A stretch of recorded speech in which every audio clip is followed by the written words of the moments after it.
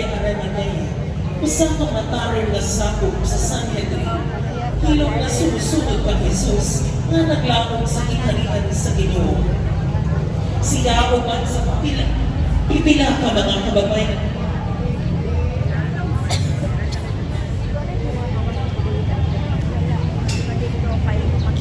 Ang mga ibahe ginubalas sa pagkita ni Aning Cipriano Alivio, San Jose de Aranagaya, iampo mo kami. Santa Maria Salome. Usa sa mga babae na sumusunod ni Jesus, asawa ni Zebedeo, o inahan sa mga ginunan na si San Juan Evangelista o ni Santiago Mayor Apostol, saksi siya sa kamatayon sa paglubog ng pagkamanang ni Jesus. Isip usa sa mga babae na nagpuyog sa paglubog ni Jesus. Makita ang iyang imahe na nagdala ng insensaryo na mao'y ilang igamit sa rito sa pagpahiluna sa patay na lamas ni Jesus. Ang maong imahe gidumala sa pamilya ni ating Arcadio Balilao, Santa Maria Salome, ni Ampo kami. Santa Maria Cleofe, ang asawa ni San Cleofas, na igsuon ni San Jose na ama-ama sa atong Ginoong Jesucristo. Siya ang inahan ni Santiago Apostol o Judas Tadeo. Sumala sa kasulatan, siya ang usa sa mga puyog sa mahal na Birhen Maria, kaniadtong kinansang si Jesus sa Coros. Ang maong imahe gidumala sa Alivio Family Association or Alpha. Santa Maria Cleofe, iampo kami. Santa Maria Magdalena, hinahintalo apostolo o apostol sa mga apostoles, ang labing unang kamay na sumusunod ni Jesucristo. Hinggang siya sa lugar na itawagong Magdala, kung diin isunod ang hiyangan. Mingula ikan kaniya pitong kayawa, magipagawas o ipalayas ni Jesus. Ang maong imahe gidumala sa pamilya ni ating Julita Lumakas, Santa Maria Magdalena, iampo kami. San Juan Apostol Evangelista. Si San Juan Apostol, ang tinunan na nakalimutan ni Jesus, anak ni Zebedeo o ni Santa Salome. Kung igsuon ni Santiago Mayor Apostol, usapang Evangelista o kanhi tinunan ni San Juan Bautista. Usap-usap siya sa nakasaksi sa mga mahinuntanong gulungan ni Jesus.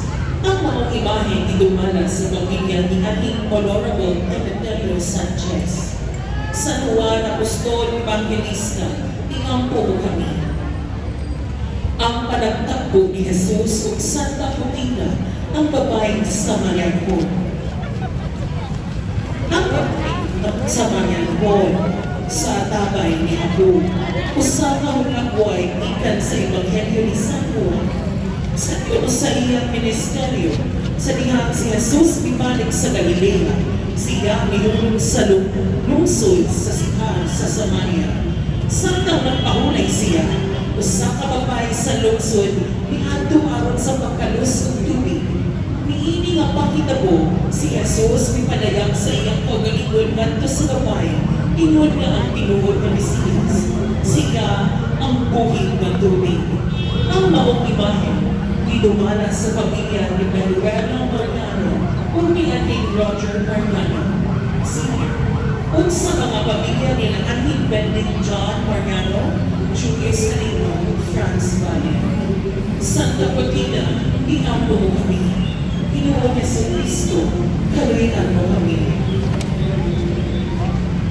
Pag-ampo ni Jesus sa tanaman sa Getsemane. Paghuman sa katapusan panihapon, nilakaw si Jesus ang ikot sa iyang lahat. Minganto siya sa tanaman sa Getsemane sa bundok sa ulibo. Mikuyog kami nga iyang tulog ng mga tinunan na sila si Pedro, Santiago o si Juan. Sana hiabot na siya dito, niingon siya kanina, pag-ampo ka mo, aron ini ka mo malugay sa panaon sa kanlan. Unya mi pahilayon siya kanina sa nilay mong makapulong sa paglabay ng bato. O niluhod siya ng kampo. Ang maong imahen dinumala sa pamilya ni Aling Josepi Alipong Sige. Jesus, bihang sa imo, nalabihang kasubong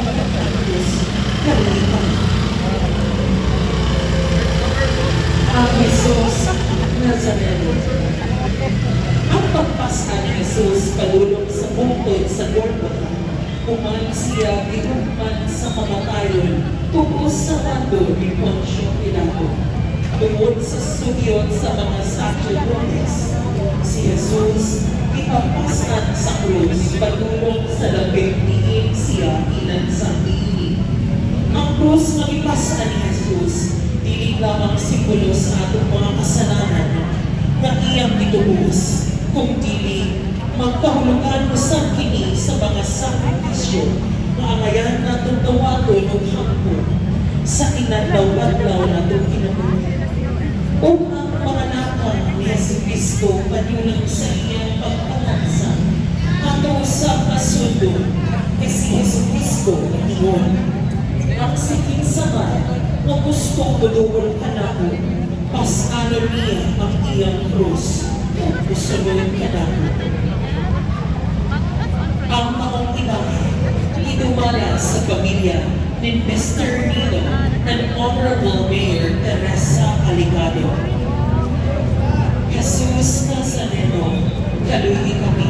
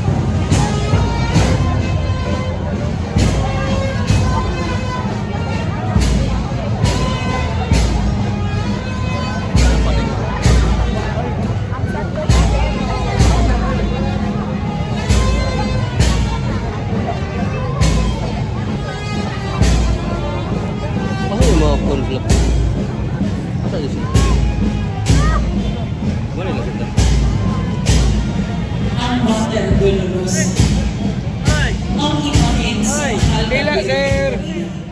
nga nagpilagway sa usang kailangan na magbabutan tungod sa pagpasakit ng kababayan sa iyang anak na si Jesus. Ang iyang kasing-kasing na tunay pito kay espada nga nilapas sa iyang kasing-kasing nagsimbolo sa iyang pito na kasakitan. Ikan sa pagtapna ni Simeon,